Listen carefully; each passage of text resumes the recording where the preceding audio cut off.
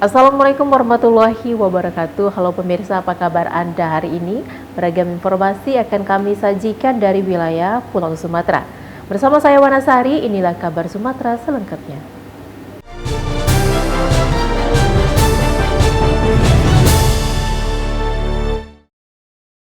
Kabar pertama kami awali dari Sumatera Selatan, pemirsa. Dewan Perwakilan Rakyat Daerah Kabupaten Oku menggelar sidang paripurna tahun 2023 dalam rangka HUT Oku ke-113 tahun. Kegiatan terpusat di Gedung Kesenian Batu Raja ini dihadiri Gubernur Sumsel Herman Deru. Sidang paripurna 2023 dalam rangka HUT Oku ke-113 di Gedung Kesenian Batu Raja berlangsung hikmat. Paripurna dibuka langsung Ketua DPRD Oku, Marjito Bakri, didampingi Wakil Ketua DPRD Oku, Yudi Purnanugraha, dan Yoni Risdianto. Turut hadir Gubernur Sumatera Selatan, Herman Deru, PJ Bupati Oku, Teddy Melwansyah, dan anggota DPRD Oku, beserta ribuan tamu undangan lainnya. Pada kesempatan itu, Gubernur Sumatera Selatan memuji tata kelola dan pembangunan di Oku terlaksana dengan baik. Hal ini menjadi cermin untuk mengevaluasi pembangunan dan pengelolaan pemerintahan ke depan. Ia berpesan di hari HUT Oku ke-113 perlu dijadikan pandangan dan diagnosa permasalahan. Hal ini penting dilakukan, dengan demikian pembangunan daerah dapat dilakukan secara maksimal dan tepat sasaran. Diagnosa apa yang harus kita tingkatkan, apa yang harus kita tinggalkan, apa yang harus kita perbaiki. Kalau tantangannya semakin terbuka, berarti kompetisi semakin luas. Tidak ada pagarnya lagi, tidak ada ringnya lagi dalam berkompetisi. Hendaknya dalam pembangunan ini tadi sudah diberikan dan dijabarkan oleh Pak Gubernur. Tentunya kita pembangunan dengan teknologi yang tadi juga saya sampaikan, dengan tentunya kita meningkatkan SDM dengan iptek, yaitu teknologi dan ilmu pengetahuan yang tentunya dilandasi dengan akhlak yang baik. Saya pikir itu saya sampaikan juga, seberat apapun persoalan di Kabupaten Ogan Komering Ulu ini, maksud saya penataan maupun pembangunan, apabila dilakukan dengan secara seksama, dengan kebersamaan, insya Allah ini akan menjadi ringan. Herman Deru berpesan agar menjaga nama baik Oku yang sejak dulu dikenal dengan wilayah zero konflik. Pemerintah daerah juga harus mampu mendahulukan pembangunan dengan skala prioritas untuk kepentingan masyarakat. Dari Kabupaten Oku, Sumatera Selatan, Herman Sawiran, Muhammad Taufik, TV One mengabarkan. Usai menghadiri HUT Oku ke-113 di Gedung Kesenian Batu Raja, Gubernur Sumatera Selatan dan PJ Bupati Oku meresmikan kampung budidaya ikan gabus yang berada di Desa Martajaya, Kecamatan Lubuk Raja, Kabupaten Oku. Gubernur Sumatera Selatan Herman Deru dan Bupati Oku, Teddy Melwansyah, berangkat menuju ke kampung budidaya ikan gabus yang berada di Desa Martajaya, Kecamatan Lubuk Raja, Kabupaten Oku. Hal ini merupakan salah satu program yang dicanangkan oleh Gubernur Sumatera Selatan, yakni Gerakan Sumsel Mandiri Pangan atau GSMP. Di sana, Gubernur Sumatera Selatan dan PJ Bupati Oku melepaskan bibit ikan gabus serta memanen ikan gabus secara simbolis. Hal itu juga menandakan kampung budidaya ikan gabus di Desa Martajaya diresmikan. Herman Deru mengatakan kampung budidaya ikan gabus di atas lahan seluas 1 hektar ini masuk dalam program GSMP dengan tujuan mengubah mindset masyarakat dari konsumtif menjadi produktif. Ikan gabus diketahui memiliki banyak manfaat. Selain untuk konsumsi, menurutnya ikan gabus juga bisa dijadikan obat, bahkan albuminnya diekspor sampai ke negeri Cina. Ketika orang lain terlena, ya, Kabupaten Oku ini berbuat.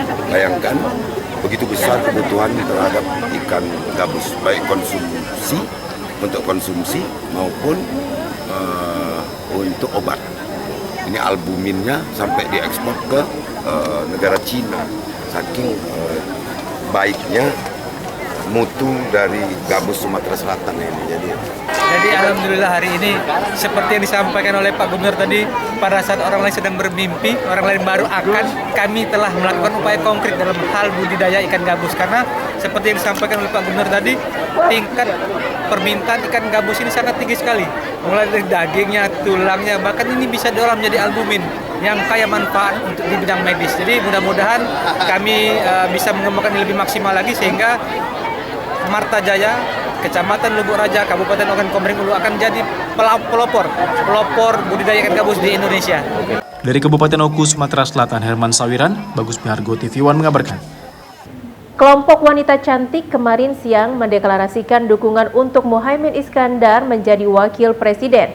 Mereka berharap dengan terpilihnya Caimin menjadi wakil presiden milenial bisa mendongkrak prestasi dan bisa berguna untuk negara. Inilah ribuan wanita-wanita cantik yang ada di kota Palembang yang mengatasnamakan komunitas milenial Muhaimin Iskandar. Mereka mendeklarasikan dukungan sepenuhnya kepada pasangan Prabowo dan Muhaimin Iskandar untuk menjadi calon presiden dan wakil presiden pada pemilu 2024 mendatang. Dalam dukungannya, para milenial yang mayoritas perempuan cantik yang masih remaja ini berharap jika pasangan Prabowo dan Muhaimin Iskandar terpilih menjadi presiden dan wakil presiden bisa membuka lapangan kerja secara luas untuk para milenial serta memanfaatkan para remaja milenial untuk berprestasi bagi negara. Acara deklarasi ini dihadiri sekitar 1.500 para milenial yang berpusat di halaman kantor DPRD Provinsi Sumatera Selatan. Ketua PKB Sumatera Selatan, Ramlan Holdan mengatakan, untuk siapa yang diusung sebagai calon wakil presiden ke depannya, diserahkan kepada Prabowo Subianto dan Muhaimin Iskandar. Setelah dibentuk dan mendeklarasikan komunitas milenial Sumatera Selatan, ke depannya akan dibentuk komunitas serupa di daerah lainnya di Sumatera Selatan. KMM ini komunitas milenial Muhaimin Iskandar. Tadi sudah mendeklarasikan diri. Pertama membentuk KMM sesumsel. Tadi deklarasikan untuk tingkat provinsi. Yang pertama mengharapkan Gus Muhaimin bisa memperjuangkan lapangan pekerjaan untuk generasi muda milenial. Yang kedua, pemuda berprestasi ini harus dimanfaatkan oleh negara. Dan yang ketiga ini dukungan kepada Gus Muhaimin untuk menjadi presiden. Soal presiden ini bagi PKB ini diserahkan dengan Gus Muhaimin dan Prabowo. Dari Palembang, Sumatera Selatan, Syamsul Rizal, TV One mengabarkan.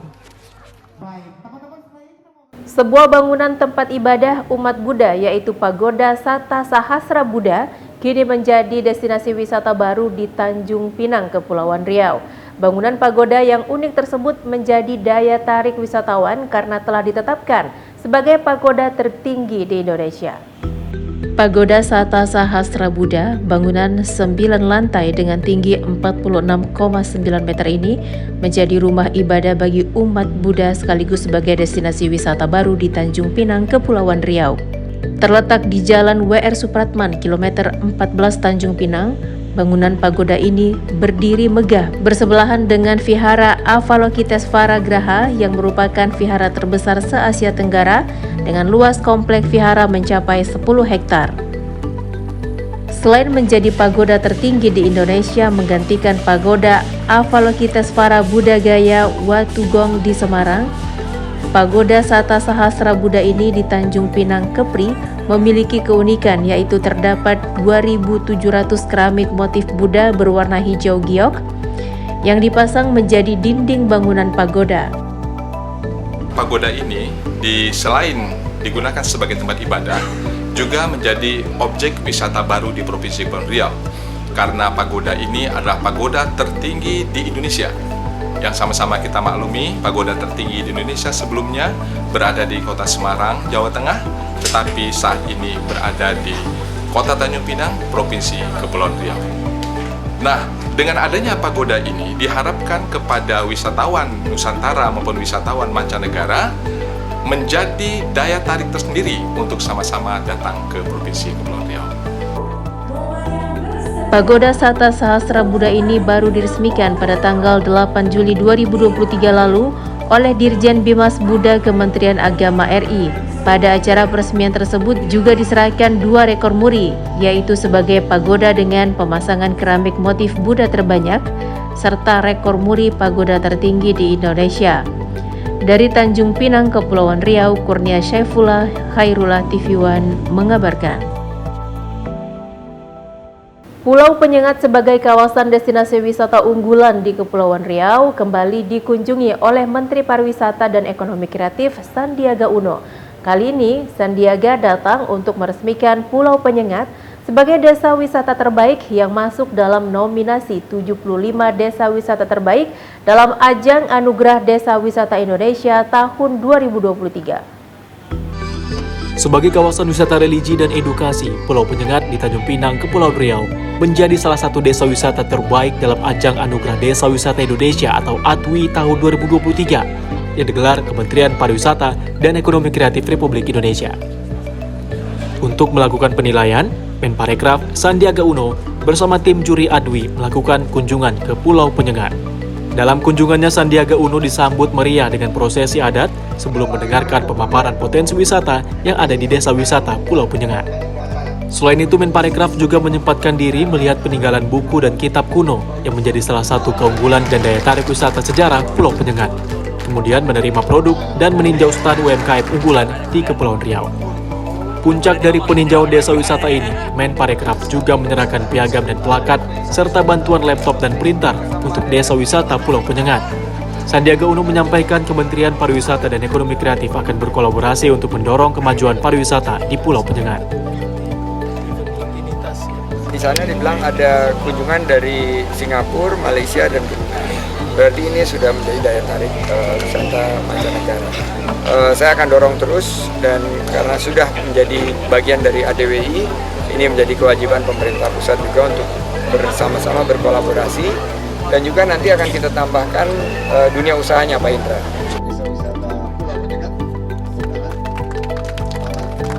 Maka kita siapkan anggaran di 2024 ada 45 nanti event nasional dan internasional di bidang budaya. Di akhir kunjungannya, Menparekraf Sandiaga Uno juga melakukan peresmian dengan menandatangani prasasti Desa Wisata Pulau Penyengat sebagai desa wisata terbaik. Dari Tanjung Pinang, Kepulauan Riau, Kurnia Saifullah, TV One mengabarkan. Pemirsa, jangan beranjak kemana-mana, kabar Sumatera akan kembali sesaat lagi.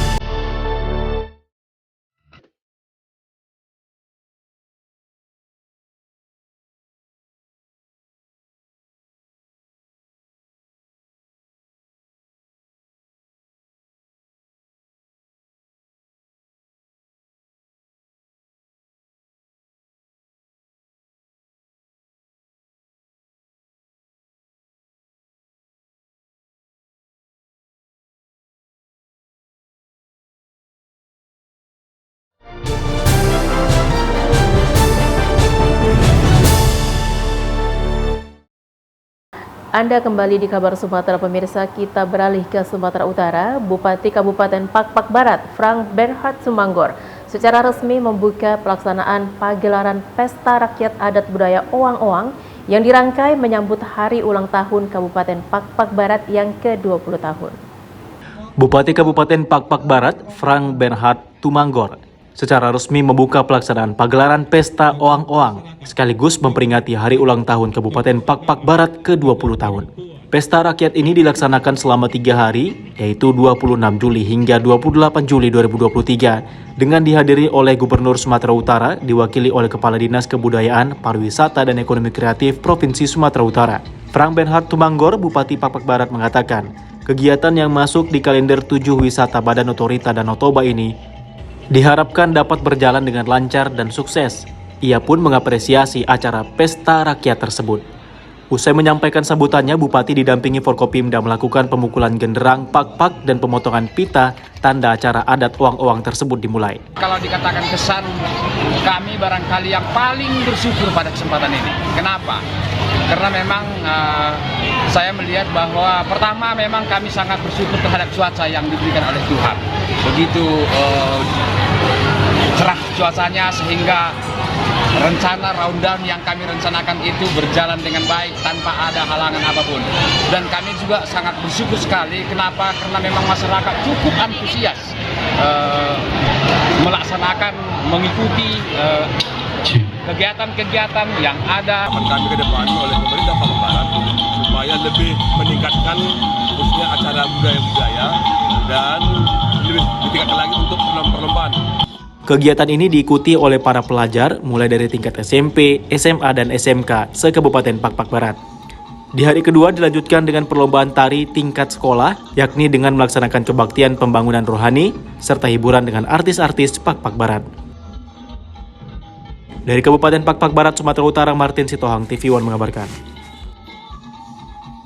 Hotel Grandika Setiabudi Medan di bawah naungan PT Adi Komuter Property Tbk menggelar perayaan hari ulang tahun ke-7 tahun yang berlokasi di Jalan Dr. Mansur Medan. Hotel Grandika Setiabudi Medan di bawah naungan PT Adi Komuter Property Tbk menggelar perayaan hari ulang tahun ke-7 yang berlokasi di Jalan Dr. Mansur nomor 169 Medan, Jumat 28 Juli 2023. Turut hadir dalam hari jadi ini, R.Adi Sampurno selaku pimpinan Hotel Grandika Setiabudi Medan, Tuan Ayub bin Omar, Konsulat Jenderal Malaysia Medan, Encik Chan Hon Mun, Direktur Tourism Malaysia Medan, Mas Dalena Lubis selaku Hakim Ad Hoc PHI Pengadilan Negeri Medan, seluruh manajemen hotel, serta tamu undangan lainnya. Hari jadi ke-7 kali ini mengangkat tema The Sweet Seven of Togetherness dengan penekanan makna togetherness sebagai arti rasa kebersamaan yang membuat pelayanan maksimal kepada seluruh tamu. Acara ini digelar sebagai bentuk mempererat silaturahmi dan apresiasi kepada seluruh pihak yang selama ini telah berkontribusi dalam kegiatan bisnis hotel. Untuk HUT Grandika Setiabudi Medan yang ke-7 kali ini kita mengangkat tema The Sweet Seven of Togetherness. Nah, kata-kata togetherness itu yang jadi poin strengthen-nya karena dari rasa kebersamaan itu bisa membuat kita selama ini sampai dengan kondisi hari ini. Kita percaya baik secara internal ataupun eksternal dengan semangat rasa kebersamaan bisa membuat pelayanan maksimal kepada para tamu. Untuk harapan tentunya dari kami tim Hotel Grandika Setiabudi Medan bisa semakin konsisten untuk memberikan pelayanan kepada tamu yang terbaik dan menjadi hotel yang sebagai pilihan utama bagi para tamu-tamu yang memiliki kebutuhan akomodasi perhotelan di Kota Medan.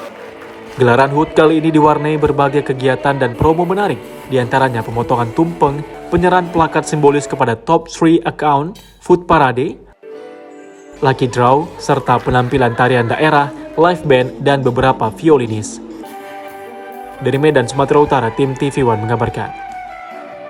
Cek kelayakan serta kualitas bangunan fisik Desa Simpang Pancur, tim dari Kecamatan Pulau Beringin beserta TNI, Polri melakukan monitoring dan evaluasi ke lapangan. Pemerintah Desa Simpang Pancur, Kecamatan Pulau Beringin, Kabupaten Oku Selatan, Sumatera Selatan terus berbenah dalam memajukan desa mereka. Saat ini pemerintah desa setempat membangun berbagai infrastruktur desa melalui dana desa tahap 1 tahun 2023. Untuk tahap ke-1, realisasi alokasi dana desa Simpang Pancur ini membangun 5 titik infrastruktur bangunan fisik dalam desa, meliputi plat deker, jalan lingkar desa di Dusun 4 dan 3, dan saluran pembuangan air limbah di Dusun 4, serta siring pasang di Dusun 3. Realisasi dana desa tahap 1 desa setempat di 5 titik tersebut langsung dimonitoring dan evaluasi dari pihak kecamatan dan tim, meliputi TNI Polri dan pendamping desa. Dari hasil monitoring dan evaluasi realisasi dana desa tahap 1, telah terrealisasi 100% perbaikan infrastruktur dalam desa. Sesuai dengan RAP, Desa Simpang Pancur, tahun anggaran 2023, dan setelah kami cek di lapangan, ada 5 item di 5 dusun, Dusun 3, Dusun 4, dan Dusun 6, alhamdulillah sudah terrealisasi 100% untuk dana desa tahap 1 tahun anggaran 2023. Bahwa yang dimonitoring pada pagi hari ini dana desa tahap pertama dari Pagu dana desa untuk Simpang Pancur sebesar 947.030.000 dan untuk tahap pertama 40% itu sebesar 284.109.000. Tahap pertama telah kami laksanakan 100%, baik fisik maupun pemberdayaan. Dan telah kami realisasikan dan pada hari ini telah dimonitoring oleh pihak kecamatan. Dari Oku Selatan, Sumatera Selatan, Andi Salani, TV One mengabarkan. Pangkalan TNI AL Bangka Belitung termasuk menjadi perwakilan yang diikutkan mengikuti penilaian Pangkalan Teladan tahun 2023, khususnya Pangkalan TNI AL jajaran di Lantamal 3. Pangkalan TNI Angkatan Laut Bangka Belitung termasuk menjadi perwakilan yang diikutkan mengikuti penilaian Pangkalan Teladan tahun 2023, khususnya Pangkalan TNI AL jajaran di Lantamal 3. Dalam penilaian tersebut dan Lanal Babel, Kolonel Laut P. Denny Indra M. mendampingi tim penilai dari Mabesal untuk meninjau langsung turun ke lapangan atau live streaming, menyaksikan kesigapan dan keseriusan seluruh prajurit pada saat pelaksanaan penilaian. Tim penilai dari Mabesal melaksanakan penilaian berlangsung selama 2 hari, yaitu pada 24 hingga 25 Juli 2023 selama kegiatan dilaksanakan di Mako Lanal Babel. Pangkalan TNI AL Bangka Belitung dinilai pantas untuk menjadi nominasi melaksanakan penilaian Lanal Teladan mewakili Pangkalan Jajaran Lantamal 3 setelah Pangkalan TNI AL Cirebon. Adapun kriteria yang menjadi penilaian untuk menjadi Lanal Teladan 2023 diantaranya bidang operasi dan latihan, bidang pembinaan personel, bidang material dan logistik, bidang umum atau bidang kerapian dan kebersihan pangkalan. Seluruh prajurit menampilkan rangkaian penilaian dengan profesionalisme sesuai dengan bidang masing-masing. Adapun yang diujikan pada kegiatan penilaian Pangkalan Teladan diantaranya pelaksanaan PBB berkelompok, bongkar pasang senjata, kebaharian, semapur, PDD Kas TNI AL, PHH disimulasikan adanya orasi yang dilakukan oleh masyarakat untuk pengusiran tambang timah ilegal di Laut Belinyu, kemudian dilanjutkan penanggulangan teroris.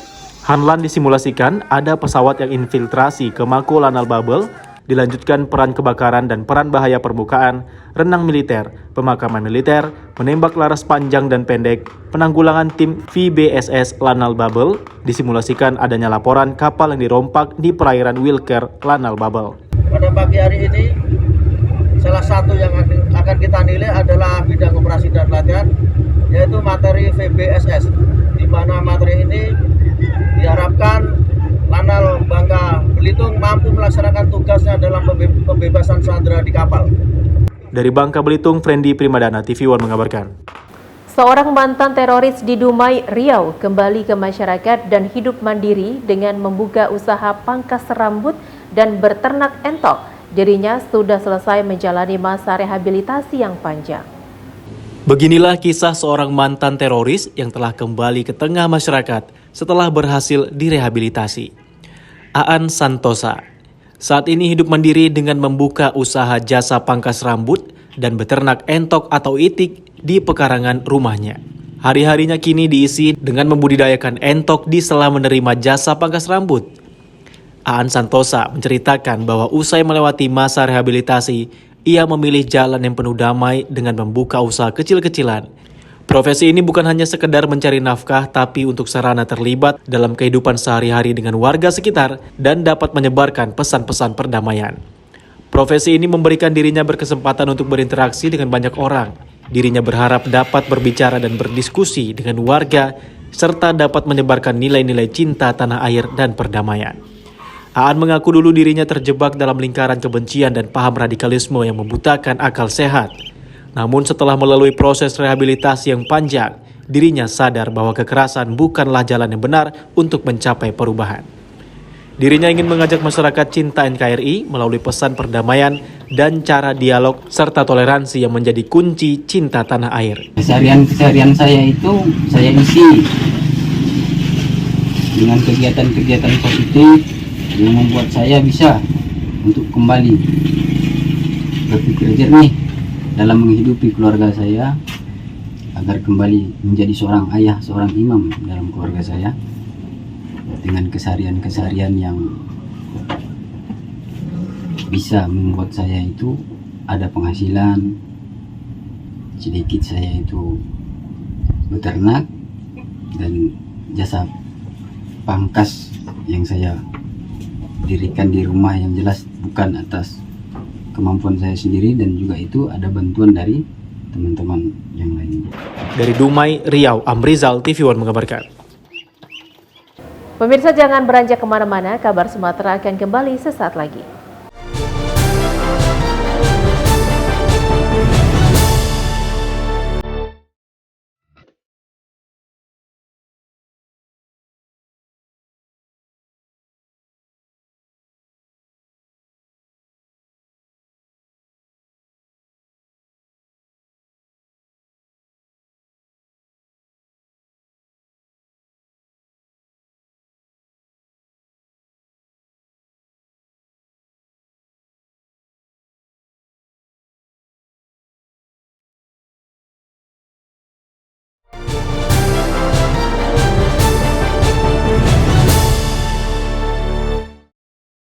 Anda kembali di Kabar Sumatera pemirsa. Haji Arlan, tokoh masyarakat Kota Prabu Muli yang juga merupakan seorang pengusaha karet, berbagi bantuan berupa pembangunan jembatan, jalan, dan bantuan untuk rumah ibadah.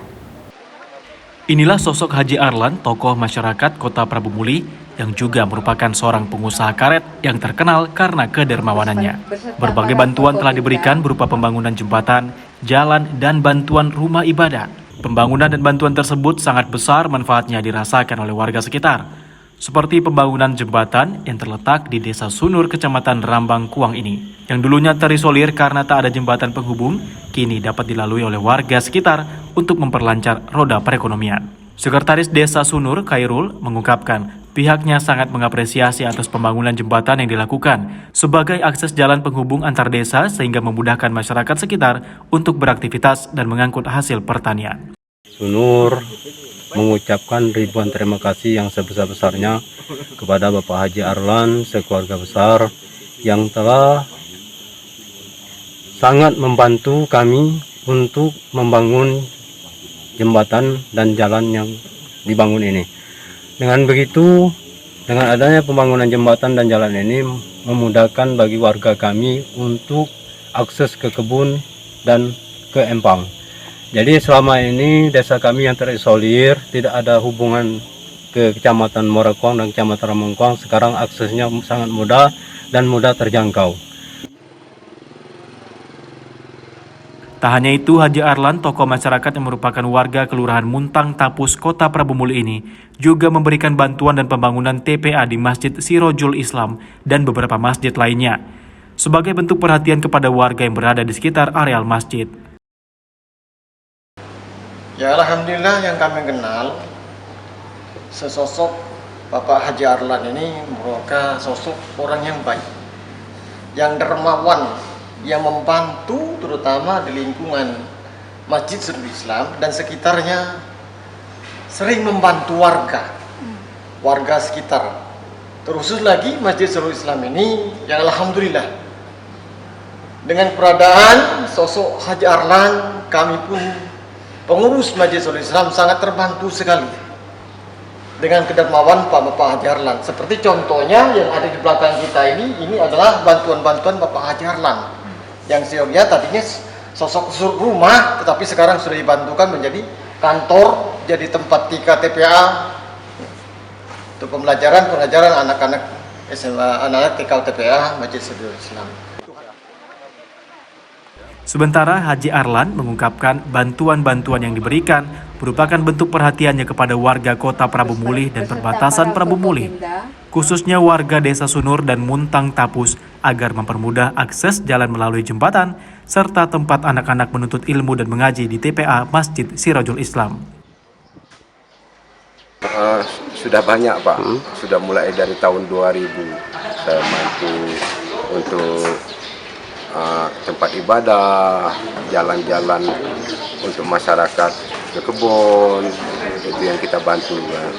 Kita sangat bangga lah kalau masyarakat itu ke kebunnya lancar, penghasilannya bagus, karena jalan bagus tadi. Insya Allah kalau memang warga dan masyarakat Kota Prabu Muli menghendaki, saya akan maju. Tapi yang jelas saya akan bantu memenangkan Pak Prabowo dulu untuk di Kota Prabu Muli. Berarti prioritas kita memajukan partai terlebih dahulu. Maju ke partai. Dari Kota Prabu Muli, Sumatera Selatan, Ahmad Yudiansyah, Ingri Erlingka, TV One mengabarkan. Peringatan HUT Kota Pagar Alam ke-22 tahun ditandai dengan digelarnya rapat paripurna Dewan Perwakilan Rakyat Daerah di ruang sidang utama DPRD berlangsung khidmat dengan dihadiri langsung Gubernur Sumatera Selatan Herman Deru. Peringatan hari ulang tahun Kota Pagar Alam ke-22 ditandai dengan digelarnya rapat paripurna Dewan Perwakilan Rakyat Daerah di ruang sidang utama DPRD. Rapat berlangsung hikmat dengan dihadiri langsung Gubernur Sumatera Selatan Herman Deru. Rapat paripurna dipimpin dan dibuka langsung Ketua DPRD Kota Pagar Alam, Jenny Sandia. Dalam sambutannya, Jenny Sandia mengatakan di hari ulang tahun ke-22, Kota Pagar Alam mengusung tema Gotong Royong untuk Pagar Alam Maju, meningkatkan inovasi, tumbuh ekonomi, wujudkan masyarakat sejahtera menuju Pagar Alam Maju. Maka kerja cerdas lewat kerja keras pemerintah sangat diperlukan dalam menciptakan inovasi kreatif guna mendukung ekonomi kerakyatan. Hermanderu mengatakan di hari ulang tahun Kota Pagar Alam ke-22, pembangunan di Kota Pagar Alam sangat dirasakan, seperti destinasi wisata di Kota Pagar Alam yang banyak kemajuan dan peningkatan, serta perekonomian yang semakin baik. Selain itu, untuk menghadapi puncak pesta demokrasi ke depan, diharapkan pemerintah Kota Pagar Alam dapat bergotong royong menjaga keamanan dan ketertiban di masyarakat. Di usia yang baru, Kota Pagar Alam diharapkan semakin maju dan lebih baik di bidang pariwisata maupun pertanian, serta menciptakan kesejahteraan bagi masyarakat Kota Pagar Alam. Secara kasat mata kita lihat sendiri, itu cepat progres pembangunan. Kita tahu kota itu adalah andalannya jasa dan pariwisata. Sebagai kota pariwisata, kita sudah mulai baca okupansi hotel dan destinasi wisatanya meningkat tajam. Lantas jasa, begitu banyak geliat ekonomi dari pertumbuhan ekonomi yang sudah semakin baik. Pasca Covid ini sudah mulai pulih lagi. Mudah-mudahan di momen ulang tahun Pagar Alam ini kita akan selalu kompak terus untuk kemajuan Kota Pagar Alam. Dari Pagar Alam, Sumatera Selatan, Kiki Habibi, TV One mengabarkan. 2 Jenderal TNI Angkatan Darat tinjau pelaksanaan pembukaan jalan sejauh 5,2 km pada program TNI Mandunggal Membangun Desa yang dilaksanakan oleh Kodim 0207 Simalungun, Sumatera Utara. Pembangunan jalan yang berjalan 3 pekan ini hampir rampung dan diharapkan dapat dipergunakan oleh warga yang beraktivitas dan mempercepat pengangkutan hasil pertanian. Pelaksanaan TNI Manunggal Membangun Desa atau TMMD merupakan program tahunan nasional yang diinisiasi oleh TNI Angkatan Darat, difokuskan kepada sinergitas pembangunan antara TNI, pemerintah, dan masyarakat, guna membantu percepatan pembangunan dan peningkatan kesejahteraan rakyat. Program ini dilaksanakan serentak secara nasional dan terus berlanjut setiap tahunnya guna melakukan pembangunan sektor perekonomian, pendidikan, dan fasilitas umum lainnya seperti yang dilaksanakan oleh Kodim 0207 Simalungun di wilayah Kabupaten Simalungun, Sumatera Utara. Memasuki minggu ketiga, program TNI Manunggal Membangun Desa ke-117 Kodim 0207 Simalungun dengan membuka jalan baru sepanjang 5,2 km di Desa Mekarsari, Kecamatan Pane, menuju Desa Manik Naraja, Kecamatan Sidamanik, hampir rampung. Untuk kegiatan fisik berupa pembukaan jalan baru sepanjang 5.200 meter dengan lebar 8 meter telah mencapai 95,03%, di mana pembukaan jalan ini merupakan jalan penghubung 2 desa yang selama ini terisolir. Peningkatan badan jalan Telford sepanjang 800 meter dengan lebar 3,5 meter telah mencapai 95%. Pembuatan gorong-gorong 11 unit sudah mencapai 85,6%. Pembuatan galian saluran air 81,37%. Terima kasih, saya mewakili masyarakat dari Desa Mekarsari.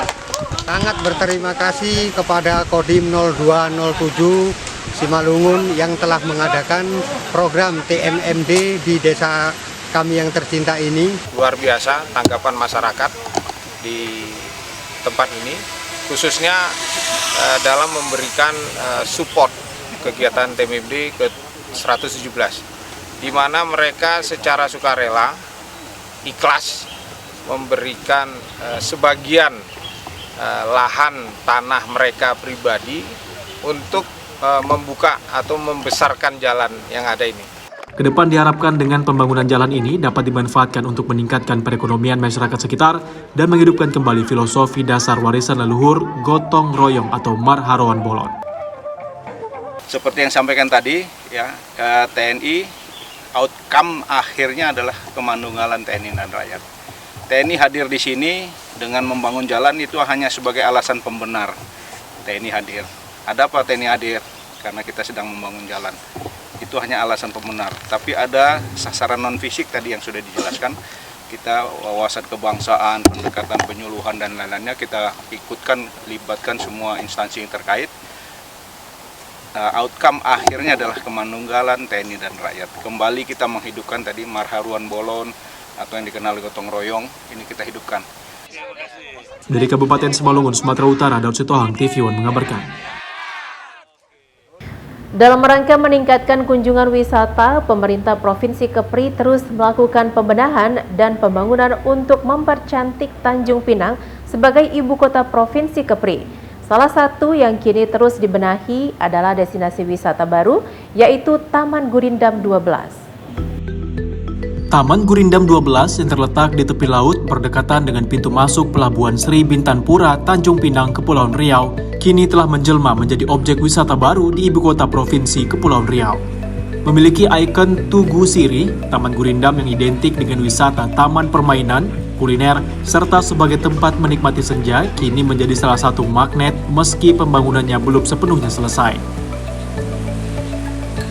Destinasi wisata yang terbentang memanjang sekitar 1 km di kawasan tepi laut ini kini masih terus dibenahi oleh pemerintah provinsi dengan membangun beberapa gedung dan sarana pendukung lainnya. Beberapa sarana pendukung yang kini sedang dipersiapkan adalah Gedung Dekranasda untuk menampung hasil kerajinan dan produk ekonomi kreatif, bangunan taman pendukung, serta sarana penerangan yang memadai. Rencananya destinasi wisata Taman Gurindam akan ditata menjadi kawasan wisata unggulan di Tanjung Pinang dengan memadukan konsep wisata tradisional hingga modern untuk menarik wisatawan Nusantara hingga mancanegara. Gubernur Kepulauan Riau Ansar Ahmad berharap hadirnya Taman Gurindam 12 akan menjadi daya tarik wisata bagi wisatawan mancanegara yang saat ini setiap pekan masih membanjiri kawasan wisata Lagoy di Bintan. Dia mau makanan-makanan branded dan makanan-makanan Melayu biasa kita gelar di Gurindam. Di situ ada juga nanti etalase Dekranasda, tempat menggelar produk-produk makanan dan kerajinan yang sudah dikurasi. Sehingga saya kira perlu banyak pilihan destinasi. Kalaulah satu hari 1.500 orang asing ke Bintan Resort, ya kita mesti dorong nanti kalau bisa 200-300 orang dia bisa berkunjung ke Tanjung Pinang. Saat ini destinasi wisata Taman Gurindam 12 menjadi salah satu lokasi favorit pelaksanaan event-event wisata dan ekonomi kreatif Provinsi Kepulauan Riau maupun Kota Tanjung Pinang. Dari Tanjung Pinang, Kepulauan Riau, Kurnia Saifullah, TV One mengabarkan. Pertamina Hulu Rokan Regional 1 Zona 4 bekali warga sekitar Ring 1 wilayah kerjanya dengan pelatihan operator K3 umum. Pelatihan itu bekerja sama dengan Dinas Tenaga Kerja dan Transmigrasi Kota Prabu Muli dan Provinsi Sumatera Selatan. Pertamina Hulu Rokan Regional 1 Zona 4 bekali warga sekitar Ring 1 wilayah kerjanya dengan pelatihan operator K3 umum. Selama 3 hari PT Pertamina Hulu Rokan Regional 1 Zona 4 bekerja sama dengan Dinas Tenaga Kerja dan Transmigrasi Kota Prabu Muli dan Provinsi Sumatera Selatan melakukan pembekalan dan sertifikasi skema operator K3 umum dan BNSP di ruang diklat HC Pertamina. Kegiatan ini diikuti 20 orang pemuda-pemudi terbaik dari 10 desa dan kelurahan yang menjadi Ring 1 PT Pertamina Hulu Rokan Zona 4 agar menjadi bekal para peserta untuk mencari pekerjaan agar lebih mudah. Selanjutnya para peserta ini dites satu persatu guna memastikan materi selama 3 hari diberikan benar-benar diserap dan bisa diimplementasikan serta diterapkan ketika masuk ke dunia kerja nantinya. Kesempatan ini kita melibatkan 20 peserta. Dari 20 peserta ini berasal dari 2 field, Prabu Muli field dan 5 field, dan 10 kelurahan dan desa. Harapan kita ini kita masukkan ke program persetujuan di WPNB 2024 juga agar berkesinambungan. Mereka ini kita harapkan itu mendukung, mereka sebagai aktor pendukung utama di depan kita untuk mesosialisasikan apa yang dilakukan kegiatan operasional migas di Pertamina khususnya. Selamat kepada para peserta yang sudah mengikuti kegiatan ini dari tanggal 1 sampai dengan tanggal 3 dan sudah mengikuti pelatihan, materi, dan juga ujian sertifikasi. Mudah-mudahan akan kompetensi dari teman-teman semua. Selanjutnya program pelatihan ini akan terus diadakan dan menjadi program kerja Pertamina Hulu Rokan Zona 4 sebagai implementasi program CSR atau tanggung jawab sosial perusahaan. Dari Kabupaten Prabu Muli, Sumatera Selatan, Ahmad Yudiansyah dan Berkat Arsyad, TV One mengabarkan. Informasi tadi sekaligus menutup program Kabar Sumatera. Jangan lupa update berita terkini lainnya di kanal tv1news.com. Saya Wanasari dan seluruh kerabat kerja yang bertugas mengucapkan terima kasih. Assalamualaikum warahmatullahi wabarakatuh dan sampai jumpa.